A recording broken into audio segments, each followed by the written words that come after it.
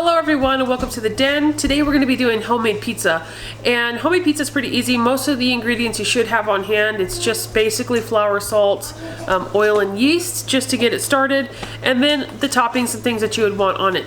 So this is going to go in my recipes playlist. Again, for people that may not know how to do these things and want a video, Pinterest is great, but it's also sometimes nice just to have a video to follow through. And again, for my kids, these are going to be awesome, and for some people too that are kind of willing to try out pizza and are kind of scared, I'll show you how to do it. So let's get started.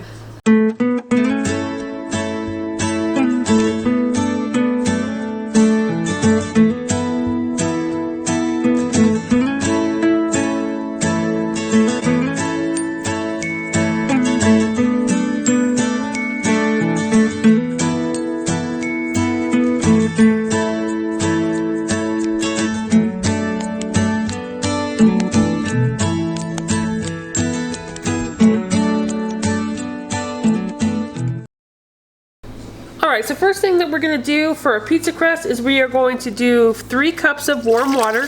Make sure that it's not too hot. You don't want to kill your yeast.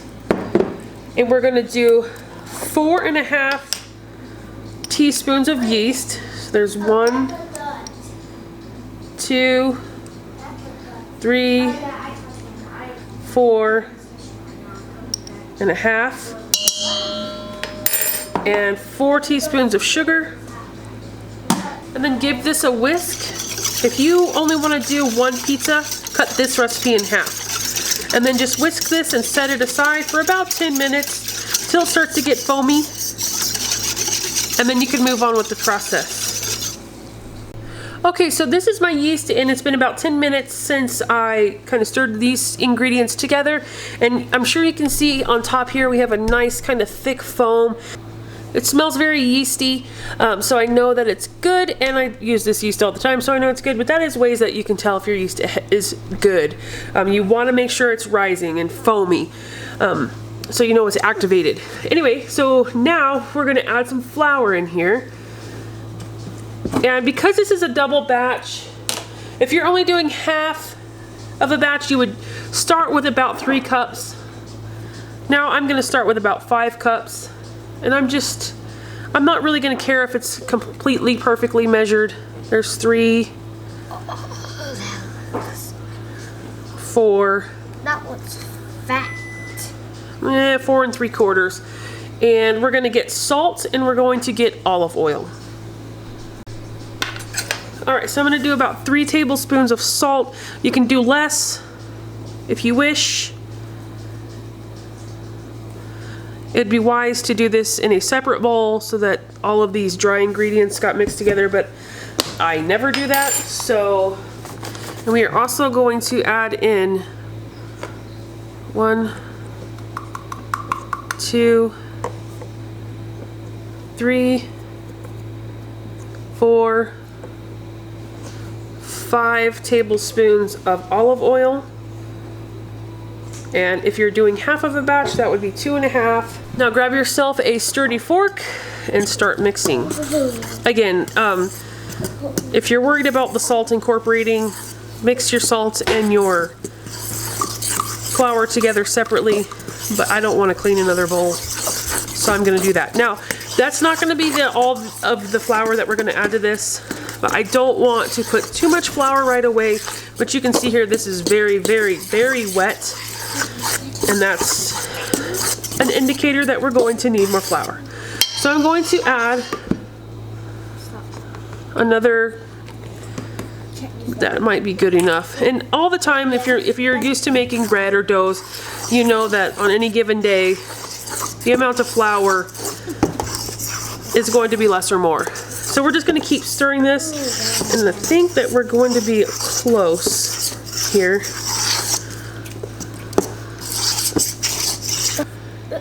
I'm going to add a little bit more flour here. Just because when I turn this out, I don't want it completely sticky. And it does kind of give you a little bit of an arm workout. So we're looking at between 6 and 8 cups of flour altogether, or 3 to 4 if it's a half. So I am going to give that a little bit more and just kind of pull this away from the sides. Watch out. And then we are going to turn this out and knead it on a clean surface. By all means, you can use a KitchenAid to do this part for you. But because my dough ball is so big, because I'm doing a double batch, I'm going to do this by hand. Alright, and then you're just going to start working this dough. It's going to be sticky, so flour your surface and then have a little extra flour on hand for when you need to add a little more to the table here. And this is kind of messy, but that's okay.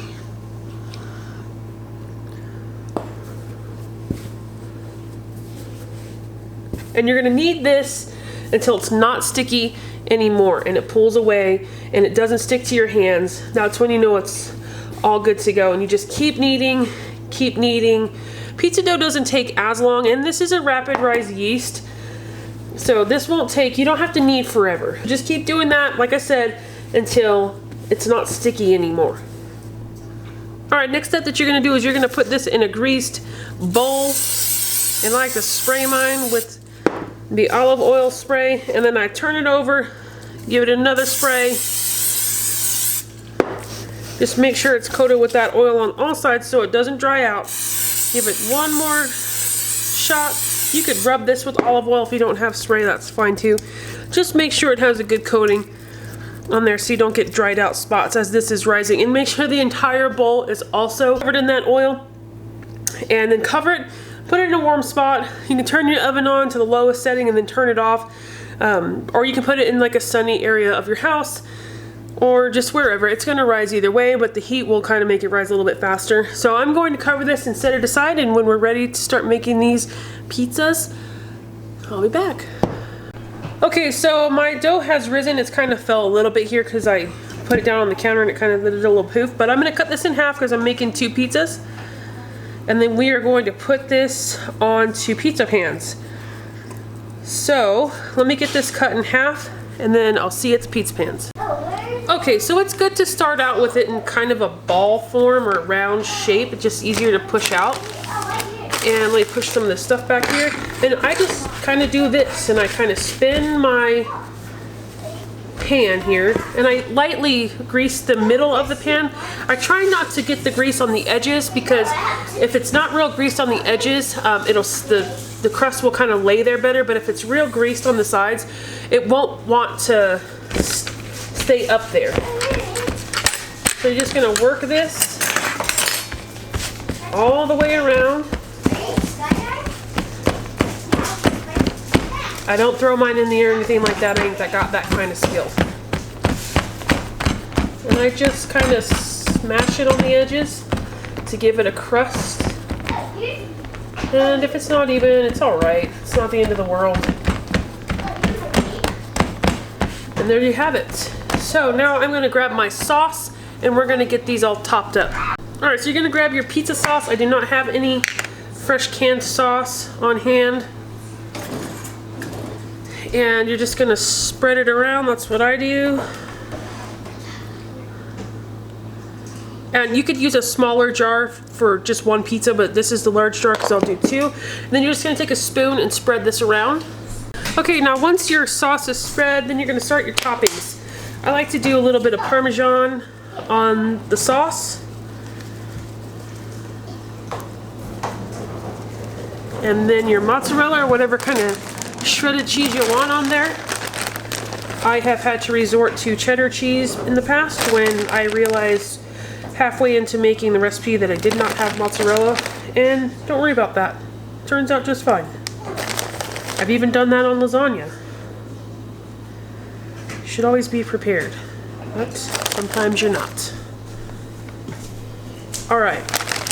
Now you're just going to top this with whatever you like, and so I have a bunch of different toppings here. I have pepperoni, olives, then I have this platter here, or cutting board really, with mushrooms, sausage, jalapenos, onions, some cream cheese.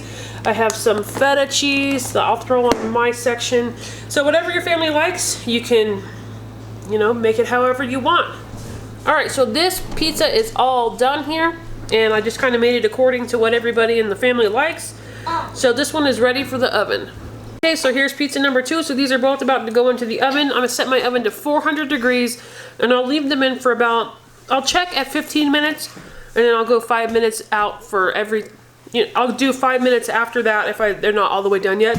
What you're looking for is your crust to be nice and golden brown, and all of your toppings till it cooks through and warmed up, and you'll know it will look like a ready-to-eat pizza.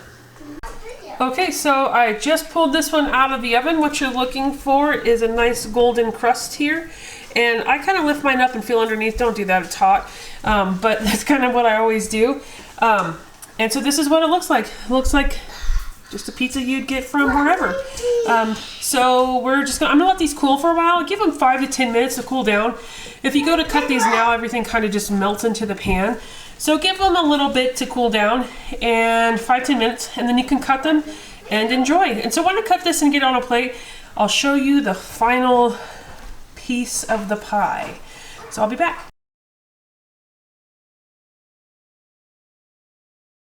All right, so that's gonna do it for me today. I hope you enjoyed this video on how to make your own pizza.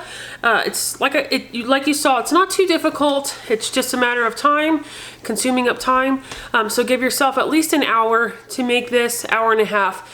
Your dough takes about 30 minutes to rise. If it's cold in your house, it might take longer. But anyways, that's gonna do it for me today. Like I said, I hope you enjoyed this video.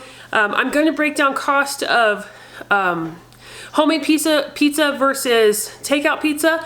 So if you want to check out that video, head over to my vlog. I will link that channel below, and that's going to be where I post more day-to-day stuff. And like I say in some of my videos, I like to keep these videos kind of quick and to the point.